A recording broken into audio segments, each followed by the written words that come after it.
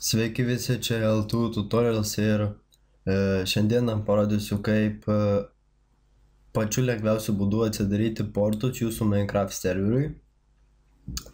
Ir prieš tai norėčiau pasakyti, kad prenumeruotumėt kanalą ir spaustumėt like ant mano video ir padėtumėt man taip.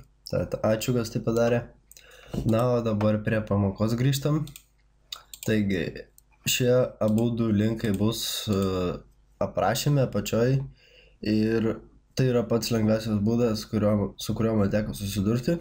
Tai jei į portforward.com einame žemiau ir yra full listing, spaudžiame jo. Ir štai čia susiraskite savo modemo pavadinimą, gamintojo pavadinimą. Mano yra TP-Link, spaudžiame jo. Dabar yra jo modelis, tai yra, aš nepamenu koks mano, tad spaudžiam ant savo.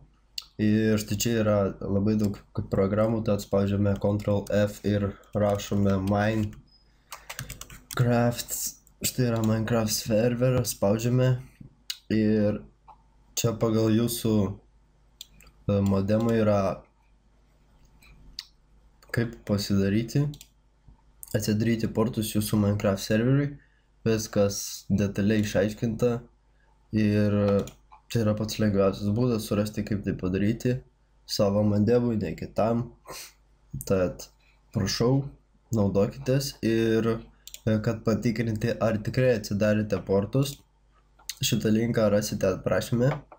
Ir įjungę savo Minecraft serverį, įeikite į šį tinklalapį, įveskite savo IP adresą ir port number, turi būti server properties Minecraft'o ir įveskite ten koks yra ir spauskite check.